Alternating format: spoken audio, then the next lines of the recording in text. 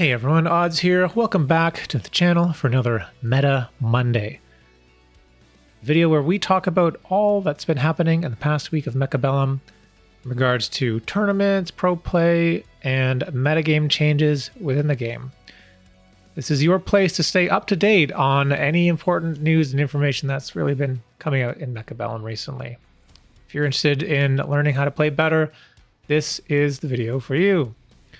So first, we're going to talk about Mag 1, which is the Premier League tournament for Mechabellum. And then we're going to talk about the in-game tournaments, which happen on every Saturday, as you know.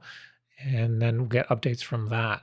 So first of all, Mag 1, what we're kind of seeing is, well, we had this weekend on Saturday, the round of 8, group 2. So we had, who was it? Tungdill, Hot Pot, Sacco. Who else do we have here? Fang Fang, I believe. Yeah, those players. Okay. So we had pretty cool games here. And what I noticed specifically in the game here is like nobody at this stage of Mag 1 is taking too many risks. We're seeing a lot of conservative play. We're seeing a lot of standard. We're seeing the Stormcaller on round 2. We see a lot of Stormcallers in almost every game. We saw Stormcallers, I believe, on round 2. You get 2, and then you maybe get a third one after. And just a lot of like arc lights and you know, basic standard positioning here, like you can see in this Tungdill game. And then also Sacco game here. We see, you know, the marksmen. We see the Stormcallers again. And then this kind of builds out to the tried and true sort of Raiden and maybe Worm. And yeah, Raiden Worm, seeing a lot of usage here. Going into Giants fairly early. And then, yeah, you have safety, marksmen, and Stormcallers, and just a whole ton of stuff to deal with. So we had some pretty exciting games. Like you see here, yeah, we've got, you know, Arclight, Raiden. We actually saw a bit of Fire Badger usage. You know, Fire Badgers did get a bit of a nerf this past week. And, well, on the standard ladder, I feel like things have been going... Things are more interesting. Things have been shaken up a bit. And I'm seeing a lot of variety on the ladder. A lot of interesting gameplay coming out. The Fire Badger changes have been mostly positive because they're not completely dominant now. A lot of counters to it now, and I mean, you see like armor on hounds and stuff like that. You can use often on myself. I'm a big hound enjoyer. Love me some armor on hounds. But yeah, there's been a bit of variety. We even see players like Keppels making like tarantulas and having that work with mech rage and stuff like that. So shout out Keppels. Some pretty crazy games, just making it look easy. I don't know, maybe we'll see spiders again soon, but yeah, currently that seems to be the underutilized Chaff Clear unit. But yeah, back to Mag 1 here, pro play. Yeah, Raiden, Worm. We also see like Vulcan marksman, stuff like that. You know, a lot of melting points. Just the sort of tried and true sort of game here. We actually had a couple games with hackers. Tungdill seems to favor hackers. But yeah, actually we do have a spider game here from Sacco. Interestingly enough. Yeah. But like I said, it's been pretty standard. Safe picks. I mean, this is the round of 8, right? People are trying very hard to move on. I'm not going to fast forward any farther to give any spoilers away, but I do highly recommend you check out this VOD. There is a link down in the description to Mag 1 and all the videos there. So as always, please go check that out. And yeah, join the Mag 1 Discord, talk about it. Mechabellum Discord, even my Discord. Yeah, we love watching these games. It's a lot of fun. So with that out of the way, let's jump over to the in-game tournaments here. And looks like I changed the scene correctly. Okay, great. So in the Asian region, hang on a second. That's the mini. In the Asian region, we had Dionys taking the win here. And yeah, I don't know a whole lot of these players, unfortunately. So we'll move on to the European region, where we saw Rooster taking down a Poochie in the finals there. Rooster probably going to be covering this on his channel, so we're going to skip ahead and go to the America tournament. And here we see AWM taking down Eliminati, and then Arcturbius coming in third here. And so we're going to jump into Eliminati and AWM for our game today. I hope you guys are having a fine day. It's always a good time to enjoy some Mechabellum. If you like the content and the channel, you like what I'm doing here, always leave a comment, like, subscribe, all that stuff. I appreciate all the feedback. I always want to try to make this as good as possible. I have received lots of compliments about the Meta Monday. I guess people enjoy it, so that's great. I'm happy to hear that. As I've mentioned before, like, this is kind of something that I would be doing kind of on my own anyway. I like to watch the high level gameplay, and now me being able to provide some kind of commentary to you guys and maybe giving an opportunity to showcase some of the in-game tournament games, which I feel like fly under the radar a bit, is pretty cool. What I would love to do at some point, maybe in the future, and maybe we can talk to people about doing something like this, is have some kind of community funding that maybe we can give like small prizes or something through the community for the winners of these in-game tournaments to try to promote more people coming out to play in them and to try hard and all that stuff. So I'd be interested in trying to throw some community thing together for that. I think that would be cool. If you have ideas, as always, reach out, let me know. Yeah. So we have AWM picking up cost control. Actually going for a very quick 3 sledge here. And Eliminati going for missile spec. So this game, I believe, ends up going into a kind of Titan meta-esque thing. So if you're interested in Titans and you're interested in mountains specifically, then stay tuned. Okay. Actually, I believe Eliminati was using the mountains earlier in the round, earlier in the tournament. And we'll just have to see kind of what happens in this game. If it'll be Eliminati or maybe AWM going for mountains. So this round, not a whole bunch of stuff here, so we kind of fast forward a little bit. But yeah, we have just, you know, the range of the marksman taking the victory there. Unit drop already. Hound, Wasp, Tarantula, and Arclight offered. Arclight for AWM. Yeah, double Arclight. It makes sense here. Arclight, very strong chaff clear unit there. And right, we don't have that in the replays from the tournament for some reason. There's a bug. This button works on normal replays, but for some reason when I download them from the tournament client, it does not work. Bubble being used here, trying to protect from these missiles. As cost control, you know, these sledges are a bit weak, right? 3,000, they just barely survive the missile strike. So it is kind of important to protect them because it's like maximum value, just about. They just need to be tickled and then they'll die afterwards. Actually, interestingly, we see both missiles being used on the same turn. I guess that's a way that, as missile spec, maybe this is starting to become a bit meta. I've seen this a few times now. Usually you want to stagger them so that you keep your advantage for as long as possible, right? If you use your advantage on one round and it makes you win the round, and then you want to use your advantage on the next round to also win that round, you know, you can get 2 rounds out of it. And early game rounds don't really matter so much for doing player damage. So that's why, and you kind of see them staggered usually, one on the turn 2 and one on turn 3, but this time we see them both on turn 2.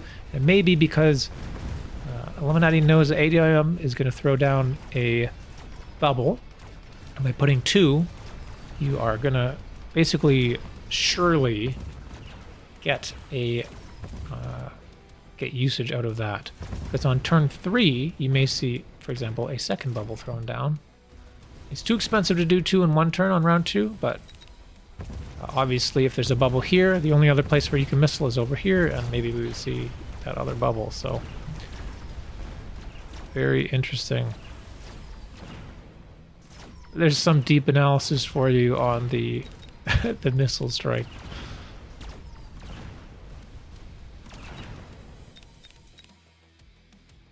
Yeah, just chugging through here. Not really going to be very much consequence for the round here. Do get some levels here. The Void Eye level is pretty good. 2 of them level up. Intensives offered. EMP, Advanced Missile Device, and Improved Firepower. Advanced Missile seems like it's not going to be useful at all. But yeah, EMP could be good. We can try to clear that bubble a bit. This is a pretty good overlap, so you get a little bit of the bubble, so you're going to do bubble damage, and then maybe slow these units down. Also, the good thing about EMP is it comes back quickly. So it will come back later in the game and be valuable then. Especially in this, like, Raiden meta. Maybe the EMP is quite strong to come back because you know you're going to be able to get an air unit for it. Air units not being able to be protected from EMP. Otherwise, I mean, unless you get the boat with the photon, of course. But that's pretty expensive to deal with the small EMP here.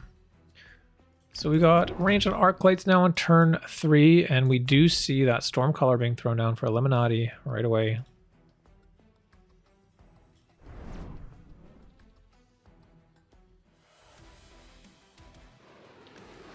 Actually, this could be a really powerful missile.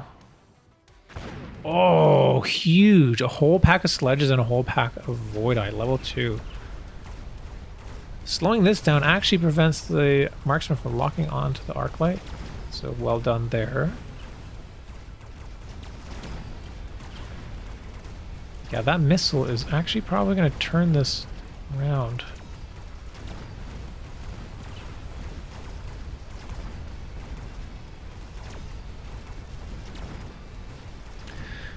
Don't you love standard? Like, sometimes I feel like I'm watching it in slow motion, so I apologize if I'm going to be speeding this up a bit.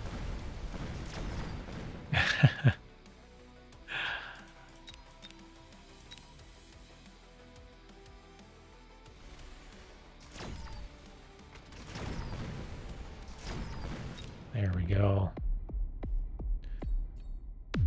Still both players above 4,000. Nothing crazy yet. Super supply offered. It is turn 4. Very, very strong pick for both players. Of course, we see them both choosing it. It's almost a requirement on turn 4, especially with players with such high health. This is going to pay off a lot. And we see that second storm color being picked up here, and just this. Actually, we only see 3 arc lights. Pretty light on the chaff glare here from eliminati. But yeah, very like almost symmetrical board here. But what you do see is, like, you probably never sell this wall. You can sell this cannon, but the wall here acts like a deployment, basically, as you would put fangs in front here to tank a missile or something. So we see this fang here in response to that missile, being able to find that opening here to get that huge shot. We actually see the selling of that Void Eye. I'm not sure about that.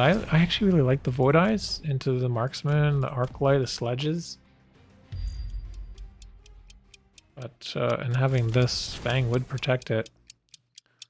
Hopefully it wasn't sold because looking at the damage, seeing how much damage it's doing and forgetting it got missiled.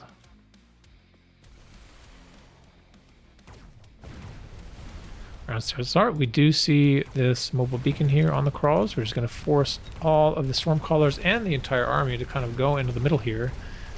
forcing it into this kind of choke point, and now the arc lights can kind of surround it, although we do still have some on the left here, so not quite a full surround. But now a lot of the units here are moving to the right. Left side can push through a bit more easily. There's a lot of late fangs walking in, but they are going to distract those marksmen a bit and give more time for more shots from these Stormcallers. However, there's just not enough here. And it looks like our player AWM is going to find a way to win the round as well.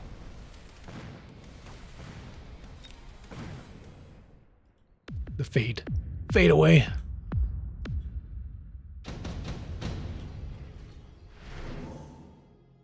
Another EMP, super heavy.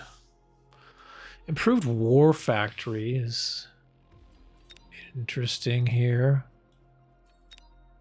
Improved War Factory as cost control could be interesting. There's not a whole lot on the board that can deal with that. But we do see... Okay, we saw EMP pick up. I guess both players choosing EMP, it looks like. Because we got 2 here and 1 here.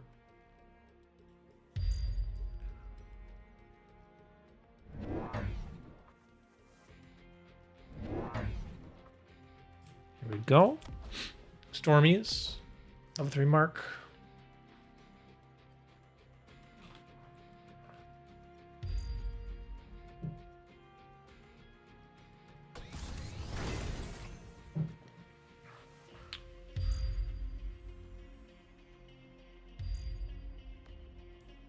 Okay.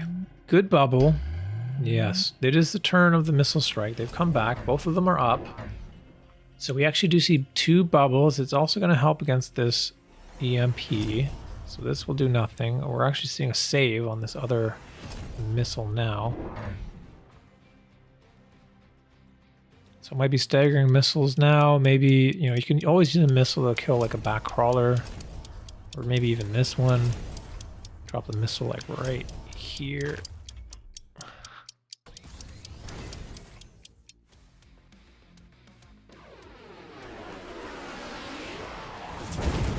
Big EMP goes off.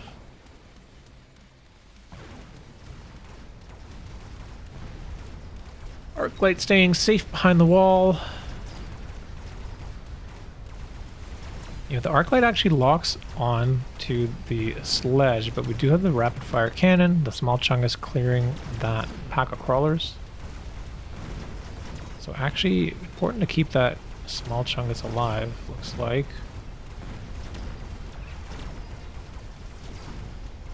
And now again, like, all the chaff is dead on the left. The OEM going to be able to push through. Right side, chaff is about to die. Now it's dead. The Stormcallers are exposed. We do see HE on Stormcallers. HE is increased splash range, 5 meters. It decreases the attack by 50%. So it means that the... Whoop. I was going to say... I was going to look up the range there. Unit drop offered. Yeah, the range is now... 10.5 meters for splash, which is quite a lot. Fire Badger pick, eliminati. Yeah, so you can see here the splash range is only 7 meters on the Fire Badger. On arc lights, it's only 7 meters as well. So 10.5 meter is actually quite substantial in comparison to other splash chaff clear units. Wow, we actually see, okay, the Fire Badger being put in the flank here, but the Rhino being thrown down. Both sides actually, eliminati, or sorry, AWM just covering possible flanks here, making sure not to get pulled. This will pull some of the Stormcallers, which might be helpful, and we see some worms out of eliminati.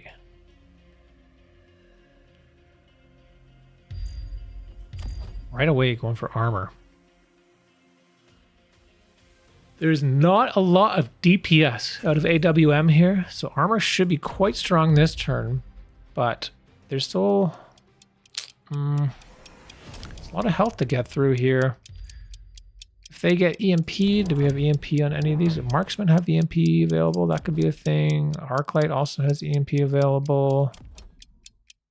No EMP on storms. But yeah, there's a few options for EMP where maybe next round, maybe turn off the armor. So we'll have to see how that progresses. Obviously, the Badger gets shut down easily in the corner there. And now here we go. Rhinos charging in from the sides. Worms in the middle, tanking a lot, keeping all of these units alive here so they can start dealing a bit of damage. But there's not a whole lot of DPS behind it. Like, sure, these worms are tanking a lot. They are doing a bit of damage, but the only stuff behind it is these like void eyes and a few sledges, all unupgraded stuff, and the Arclight, of course, which has range but doesn't do a whole lot of damage. This Rhino does get shut down, but left side is just too strong. There's nothing that can stop the Rhino here. And there's also, you know, reduced damage from these HE Stormcallers, so they're not quite doing what they should be doing. And actually, this is a great play here. The Sledge getting field maintenance basically just ties up those Stormcallers for days. They're just not going to be able to get it done. And a lot of damage comes down to Eliminati. Up against the ropes now. Lightning Storm. Lightning Storm seems pretty good. Maybe Photon? Probably not. Probably Storm or Skip. Yeah, Storm for both players. The good thing about the Sandworm is it's underground and it doesn't get affected by spells, so that's pretty nice.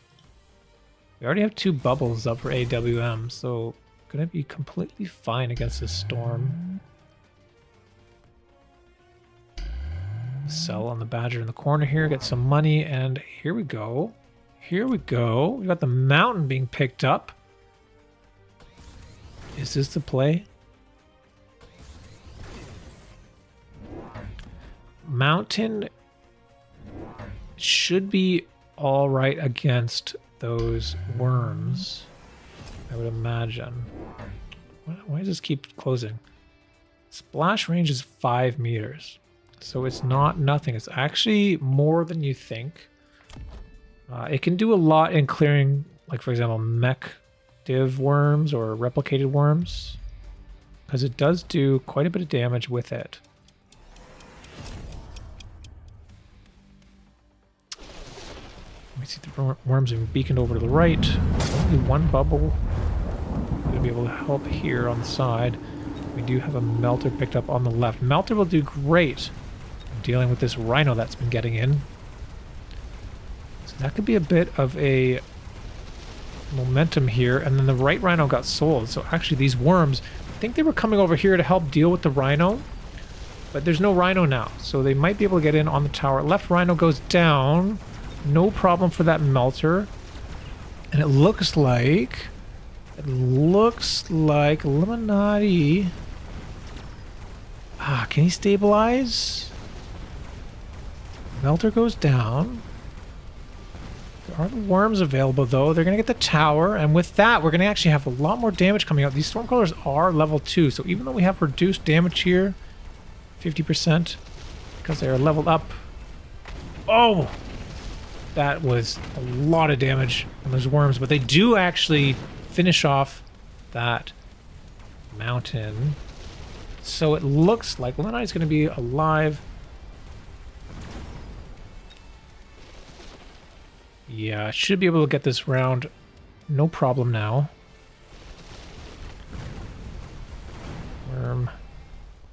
Worm's doing the job. Nicely done. We got a level for that worm too. Level also for that melting point. Another unit drop here. Typhoon, Farseer, Tarantula, and Wasp. Hard to say here. Not sure what to pick. It might be a Cell. Farseer and Wasp.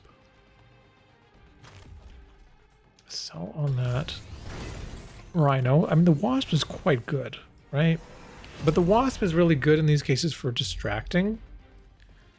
I usually use it as like kind of air chaff. It'll tie up any AA. But actually, looking at the board, there's not a lot that shoots up. There's only a handful of Fang packs here. If we saw AWM lean into the air, it's could be a winning play. But no, we see doubling down on the mountains. We see a second mountain, like quite literally doubling down, and then also going for range. Not sure about range. Going up into the worms. Range will keep them back from the potential of this melter, and that's why we see the mountain over here on the right, staying away from the melter. And the worms go to the left. Where are we gonna see this melter? On the right side. Okay. So melters have little buddies here, the little arc light buddies. Try and clear the chaff so that they can get a lock. Worm's not even going to the tower, they're going all the way to the left. Kind of interesting. We'll have to see what happens with these wasps. It is all up to these fangs, really. I mean, the melters shoot up too, I guess, but one at a time.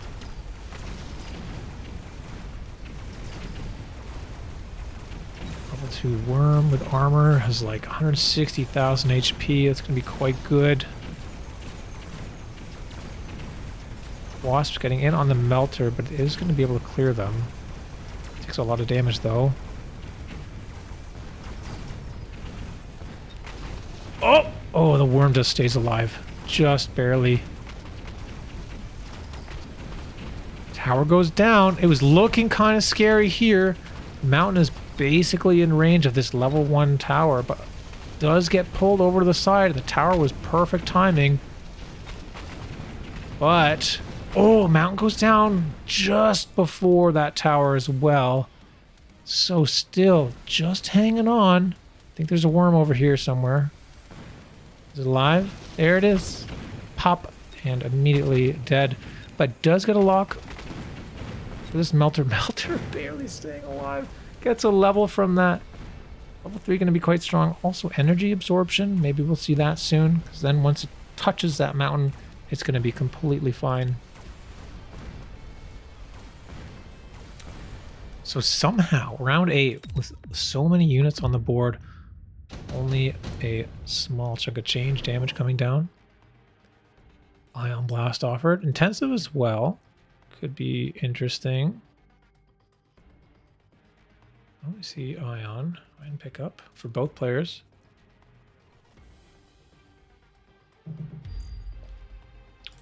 Another couple levels on these sandworms here.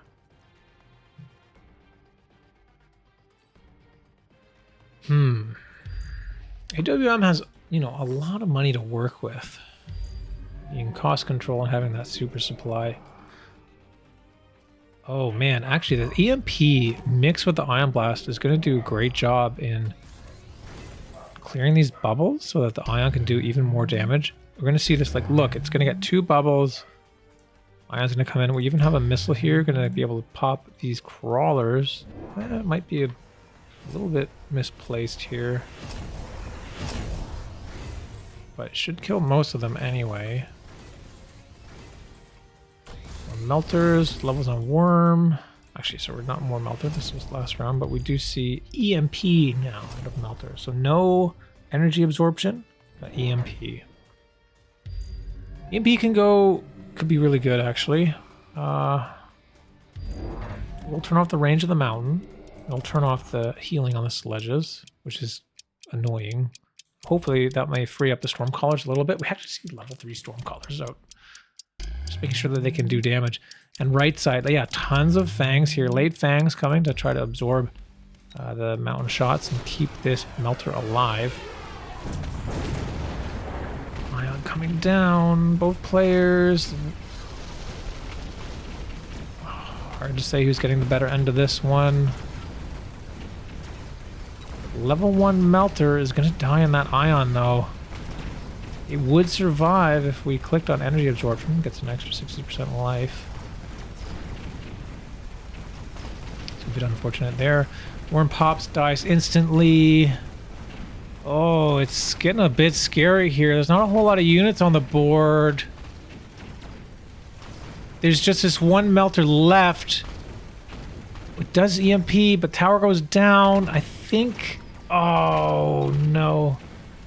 Mountain finishes it off. And with that, that's probably going to be game here. And by probably, I mean certainly 3 mountains left. AWM finding the victory there. The hard way, I feel. I mean, you didn't see a whole lot of anti-air here. Went heavier into the mountains. Totally works. But, eliminati almost mounted a comeback there. On that first round, the mountain came down. But just wasn't able to find a way to win. Sandworms, yeah, they're level 2, but they're quite strong with that armor, but the mountains just do enough damage to take them out. But nicely done. Good game. Congratulations, AWM, on the victory this week. I like this this play here with the field maintenance to turn off the storms. That was cool.